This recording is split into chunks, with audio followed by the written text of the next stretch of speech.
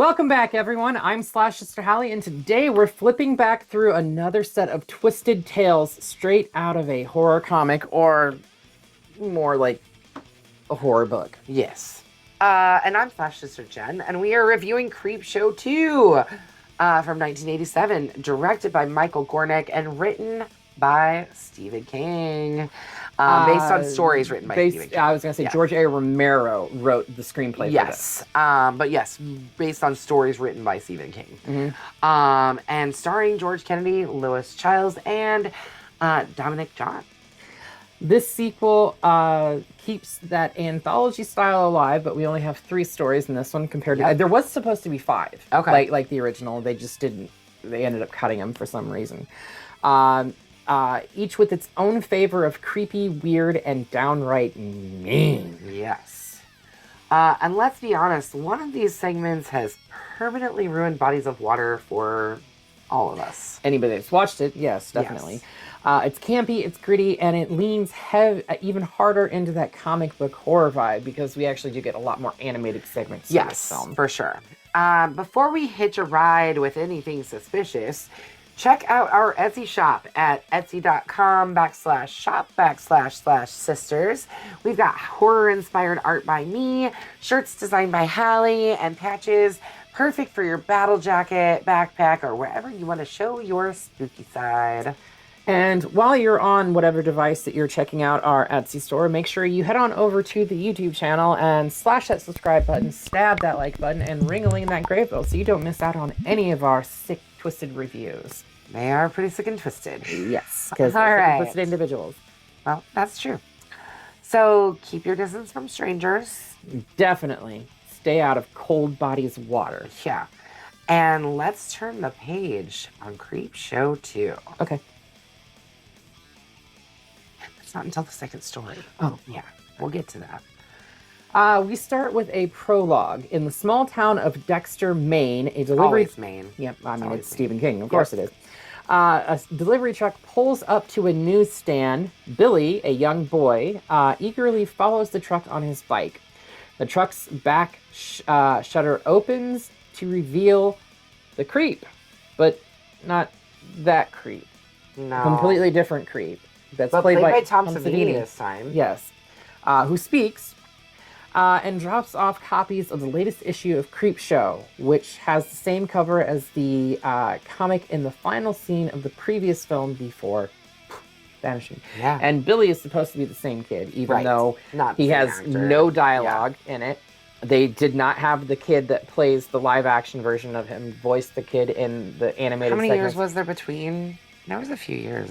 5. Creepshow came out in 82, I believe, and this came out in 87. Yep. But there was other anthologies that came out in between.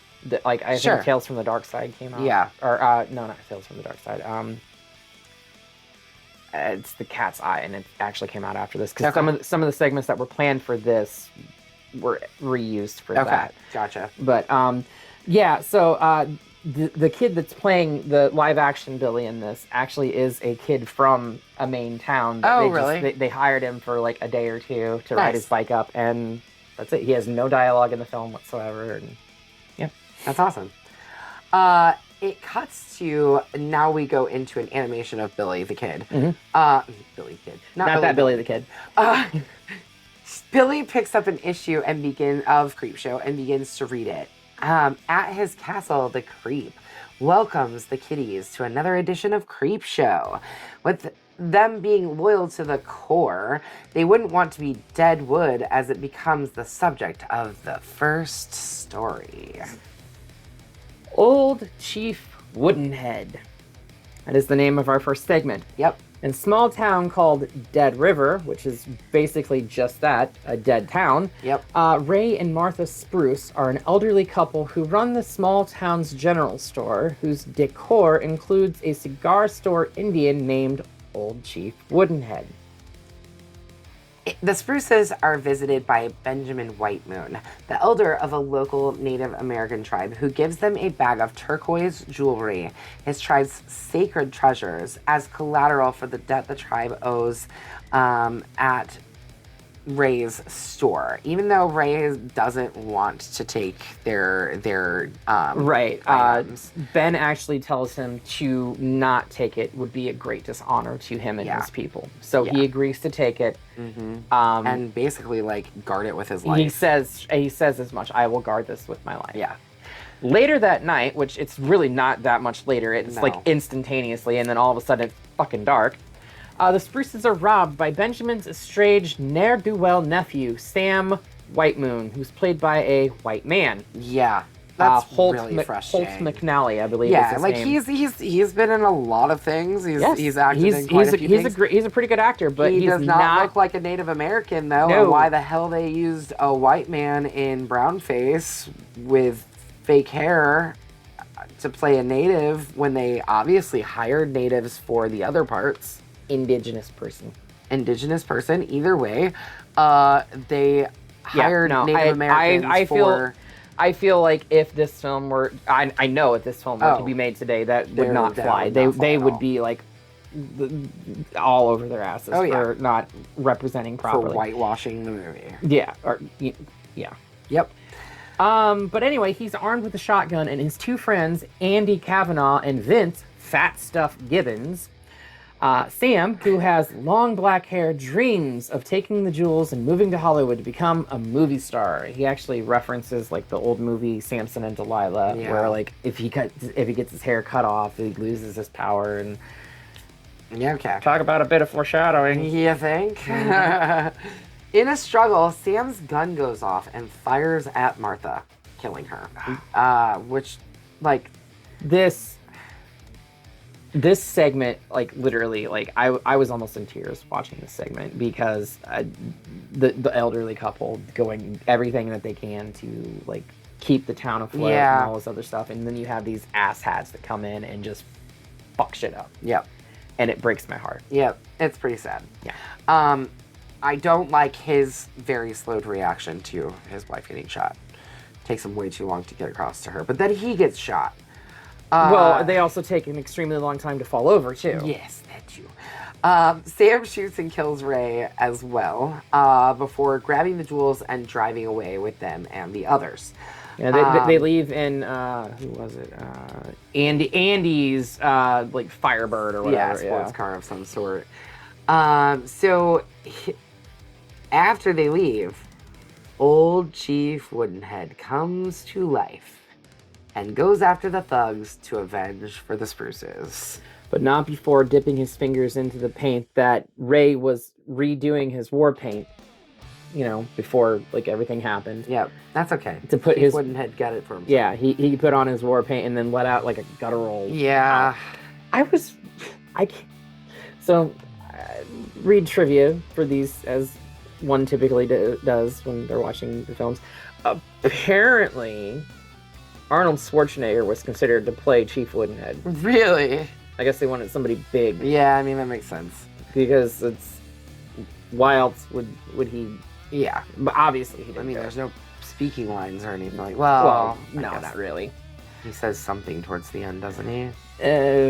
No, not really. Anyway, Chief Woodenhead comes to life, and he goes after Vince, the fat one. Fat boy. Yeah, fat bastard.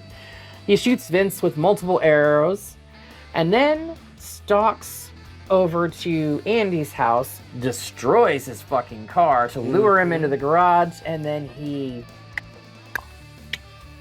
with the tomahawk. Yep.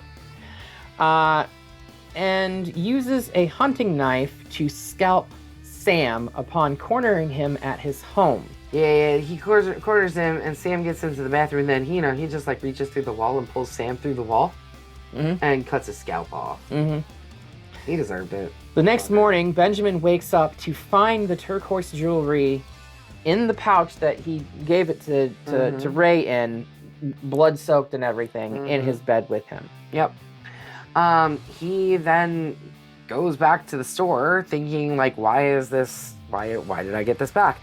Finds the store completely ruined and finds old Chief Woodenhead back on the porch, holding Sam's bloody scalp and with a blood-stained knife with fresh paint on his face.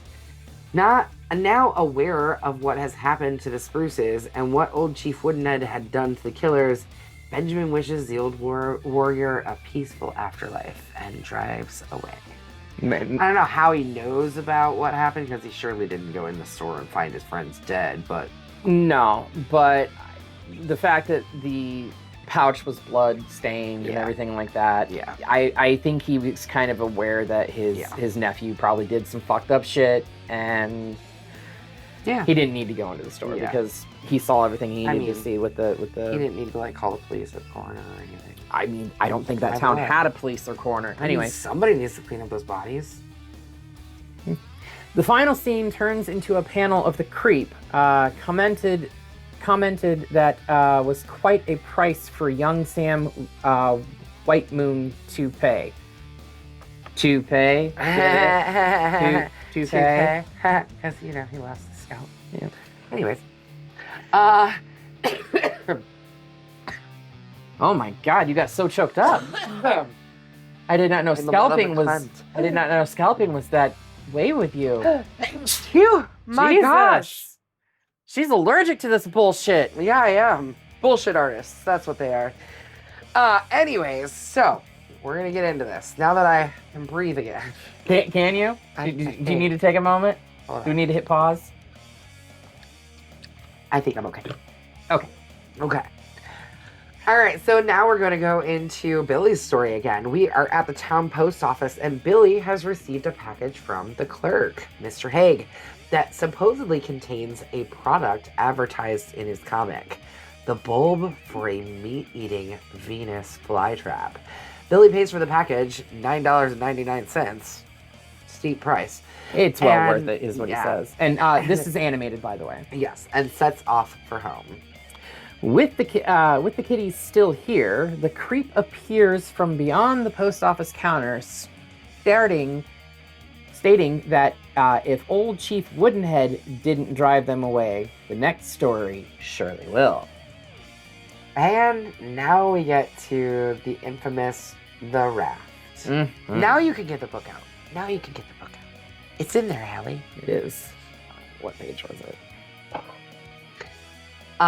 In mid-October. Is it October? I swear they said it was September. It's fall for sure. It's definitely fall. 4 college students, Deke, Laverne, Randy, and Rachel, arrive at Cascade Beach, a desolate lake far from civilization, for some fun. While swimming to a wooden raft in the middle of the lake, Randy witnesses a duck being pulled under the water by an unseen force.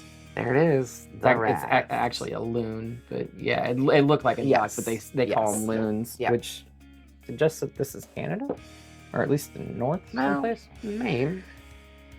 Anyway, once all 4 students are on the raft, they discover what Randy was so nervous about: a large black blob-like creature resembling an oil slick floating on the surface of the water. An oil slick? I think it just looks like a tarp with some weird shit on top of it. But because it's basically what it is. Yeah, it looks like a pool cover.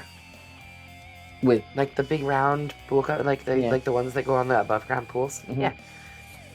Yeah, because it was. Like, yeah, pretty much. As Rachel leans over the raft to try and touch the creature, it grabs hold of Rachel's arm, pulls her into the lake, and starts pulling her flesh off. Yes. Yeah. It's pretty gruesome. Honestly, like, the effects in this one are pretty good. Mm-hmm. Pretty dang good. Mm-hmm. It digests her. It eats her. It just swallows her right up. The 3 panicking students remaining on the raft remember that it is currently the off-season, meaning that there is no caretaker to rescue them anytime soon. Mm-hmm. Yep. As time passes, Deke plans to swim to shore so he can bring back help. Before he can make a break for it, however, the blob seeps through the raft's cracks in the floorboards and grabs Deke by the foot and pulls him through the damn raft itself. Yeah, breaks the raft and everything. Killing him. Actually, it pulls his leg down through, and then he gets his other leg folded up, and then...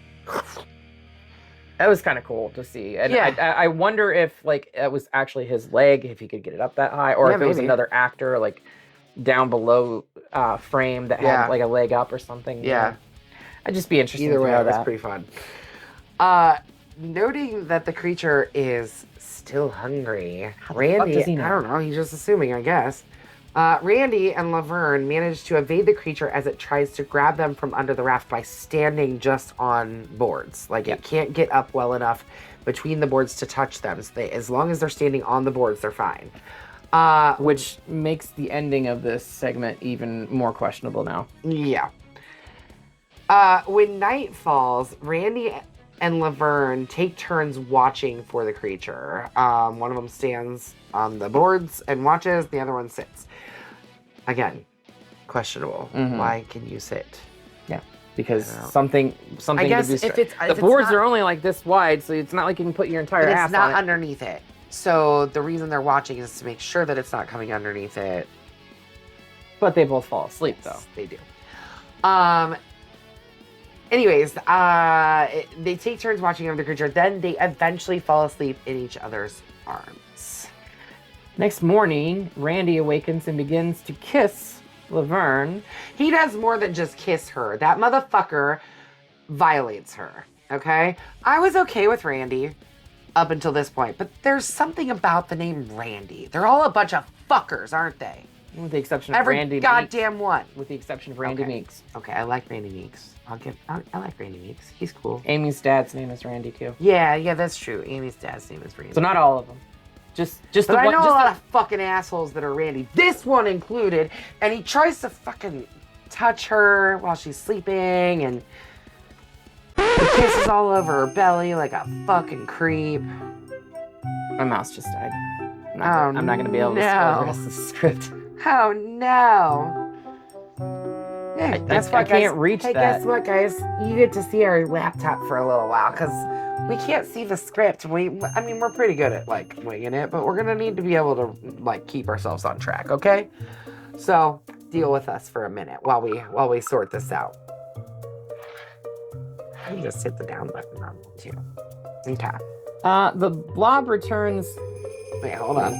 Went too far. And he went too far. Technical difficulties, gotta love it. I went all the way up to the top. Yeah, you did. How did I do that? I thought I just hit the up button, but I guess it doesn't do that like it does on my computer. You can fast forward through this.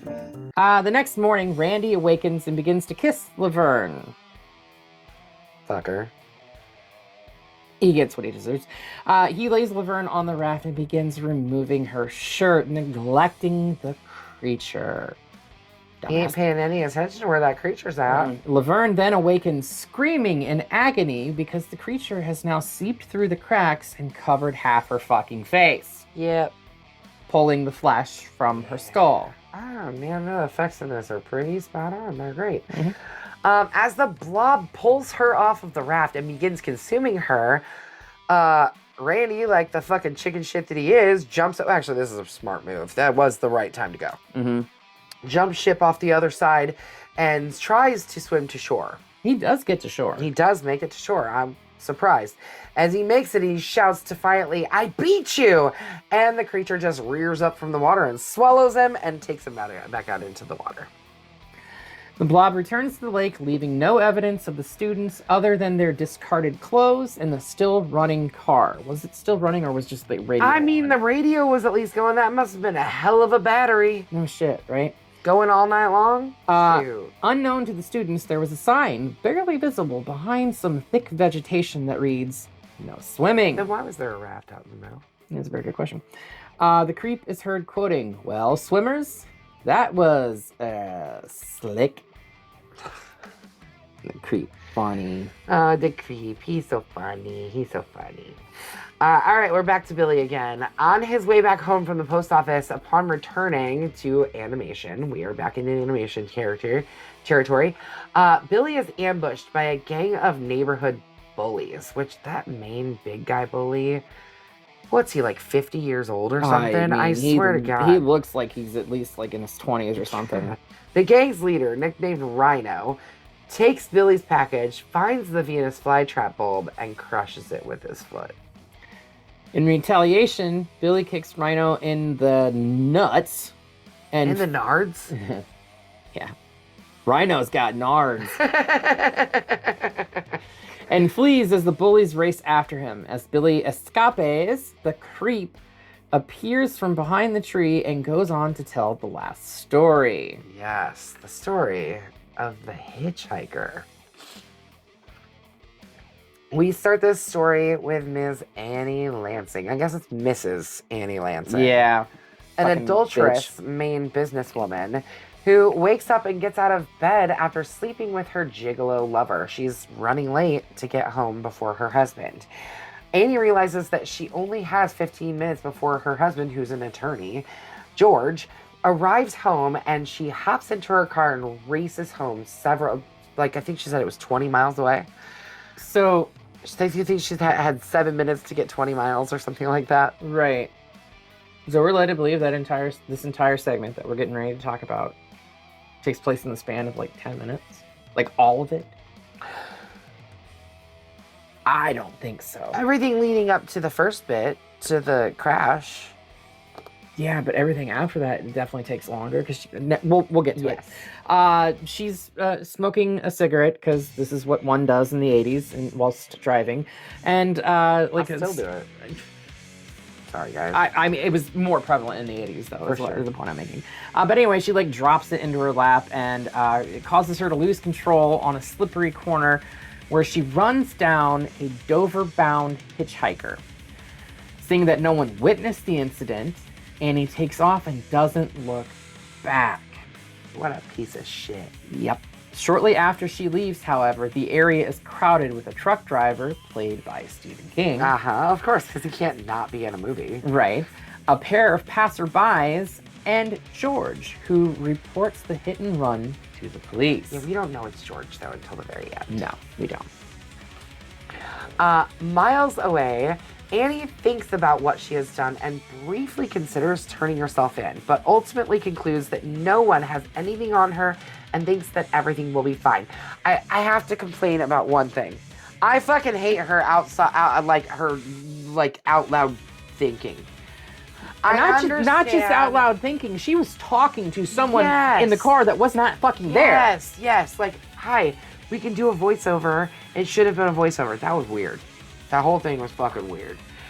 Anyways, she considers turning herself in, concludes that nobody else will know anything, and that everything's gonna be just fine. Yeah, because, you know, like the dent on her grill and the blood on the car is not It's gonna be conspicuous just fine. She's rich. It's gonna be fine.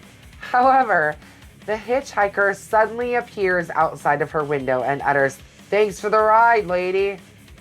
A line he repeats throughout the rest of the film. "Thanks for the ride, lady. Thanks for the ride, lady." Annie speeds off in terror, but the hitchhiker reaches through the sunroof and grabs her. Yep. She drives off the road and through the woods where she knocks the hitchhiker off the roof with a low-hanging branch. The hitchhiker appears again, opening the door to the passenger seat. Yeah. Annie then reaches for the gun that's in her fucking glove box and proceeds to shoot him. But this She shot him 6,000 times! over and over again. I mean, she unloaded the That's fucking my remote. line. I'm the one who's supposed to say that. Gosh. You missed your opportunity, and I snatched it. I did. Thanks for the ride, lady. Yeah. She manages to... It doesn't kill him, though. It makes you wonder if she would have just said you're welcome if everything would have stopped. Maybe. Yeah, you're welcome, lady. Or dude. She manages to kick him out of the car and run him over repeatedly. The hitchhiker then climbs onto the hood and pulls up his Dover sign, which now reads, "You killed me." Mm-hmm. Annie again loses control of the car and drives off the road, down a hill, and into a tree. But then the hitchhiker's there again, against the tree. And so she repeatedly slams the hitchhiker into the same tree, knocking herself out in the process. A while later, Annie awakens from her accident, not seeing the hitchhiker anywhere. Annie believes the experience was all a nightmare, so she gets back on the road and drives home. actually getting there before George. Yeah, she was flipping out because earlier in the segment she had said when he says he's going to be home at 11:30, he means 11:30, not 11:29, not 11:31. He means 11:30, and she was trying to figure out how to explain that she was late because she was off fucking some other dude. Anyways, as she begins to step out of her car in the garage at her home, the hitchhiker, who's now mangled beyond gross. belief. I mean, whatever they did with these effects were fantastic. It's definitely some type of like puppet. You Yeah, know? yeah. Like, I mean, like it's animatronic fantastic. or a hand puppet or something. It looks you know, so good. Yeah, it looks sick. So good. And all mangled up and still uttering, "Thanks for the ride, lady," crawls out from under the car and attacks her, and the door swings shut just as the interior begins to fill with. Yeah. Sometime later, George finally arrives home to find Annie in her still running car, dead from carbon monoxide poisoning. The hitchhiker's bloodied Dover sign sits in her lap. The creep is heard telling the lesson about never picking up hitchhikers on the hood of your car. Yeah. Well, it's never a good place to pick them up. I mean, I wouldn't think so now, but what the hell do I know? So now we are going to get our final conclusion of Billy's little storyline. Inside the delivery truck, upon returning back into animation, the creep prepares to drive away and bids the audience farewell, but then he spots Billy, still being chased by the bullies. Billy leads his pursuers into a vacant lot swarming with out-of-control plant growth. The bulb rhino smash was not the first one Billy had ordered. A quintet of giant Venus flytraps emerge from the surrounding weeds and devour all of the thugs. Shifting back to live action, the creep cackles in glee and drives off to deliver the latest issue of Creepshow to another town as the credits roll. Actually, he's throwing the comic out of the back of the van. Yeah. In a post-credits scene, okay, I didn't know there was a post-credit scene, so I'm about to find out that there was a post-credit scene. I didn't watch it all, apparently. My bad. The following text appears as quoted by Collier's Magazine in 1949. Juvenile delinquency is the product of pent-up frustrations, stored-up resentments, and bottled-up fears. It is not the product of cartoons and captions, but the comics are a handy, obvious, uncomplicated scapegoat. If the adults who crusade against them would only get as steamed up over such basic causes of delinquency as parental ignorance, indifference, and cruelty, they might discover that comic books are no more a menace than Treasure Island or Jack the Giant Killer. And that is where we leave this. Yep. There was a planned third Creepshow, and there actually is a Creepshow 3 that was released 20 years later. I think but it doesn't have anything to do with... It's not connected to this or the previous one in any shape or form, but it is titled Creepshow 3. Right. And there is a TV show as well. Yes, that ran for 4 seasons, plus a handful of special episodes. I know there was like a Halloween animated one that I checked out at one point in time. There was a third one planned for this, but the lukewarm reception and the numbers at the box office said that no, we're not doing a third one. It was not as popular as the first one, and I think it probably has a lot to do with the people who were involved with the first one, because George A. Romero directed it and Stephen King wrote it. Yes. So having those names associated with it, even though Romero wrote this because he was not in the director's chair and Stephen King didn't have a bigger role in it, I think that's what ultimately hurt this. Because the stories are actually pretty good. Yeah, they're pretty great. I think The Raft is a really cool story. I mean, The Raft is really literally taken from this short story compilation book of Stephen King's. It also contains The Monkey and The Mist as well. Yeah. So, lots of great short stories out there. Let's go ahead and get this one. Oh, wait. Should we give our Bloody Machete up? Yes. Ultimately, I think this is a Bloody Machete up. It's a little bit more of it's not as exciting. It's a little bit more boring than the first one. Yeah, the first one definitely has that over-the-topness to it. While I do enjoy Tom Savini as the creep, he did not voice the creep at all. And he was only in the live-action segment of it. I actually liked the skeleton corpse creep better. Where it was just like pointing and like... Yeah. Yeah. You know, I like that a little bit better, which is, I'm glad when Greg Nicotero revived it as a TV series, they brought that creep back. Me too. But yeah, this is ultimately 2 Bloody Machetes up from us. Yep. They were good, but it could have been a lot better. Yes, for sure. Let's get this out there for you. Get it.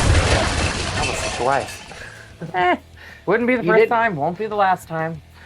I know what's next. Yes, because you I watched it out of watched order. it out of order. Yes, you did. Would you guys like to go back into the Saw franchise one more time? Okay, one more time after this. Yep. For now, and then we're gonna be done with it for a while. I don't know if you can see that, but we are the Spiral from the book of Saw. Samuel L. Jackson, Chris Rock, and I believe Darren Lynn Bousman back in the director's chair for this. I knew he directed one more. I just couldn't remember if it was this one or X. So. Yes. So this is the first one to not feature even a tiny bit of John Kramer. No Tobin Bell whatsoever. I understand what they were trying to do with this, and we'll get into it next week. So make sure you watch that and come back here and check out our review. Yes. Until next time, make sure you slash the subscribe button. Stab that like button. And ringling the grave bell so you don't get buried alive and you can stay up to date on all the crazy shit we do right here on our channel. If you don't ring the grave bell, how are you going to rise from your grave? Yeah. By the way, if you don't know who they are a horror punk band from Pennsylvania. Check them out. Check them out. They're great. But until next time, we will see you all in the afterlife.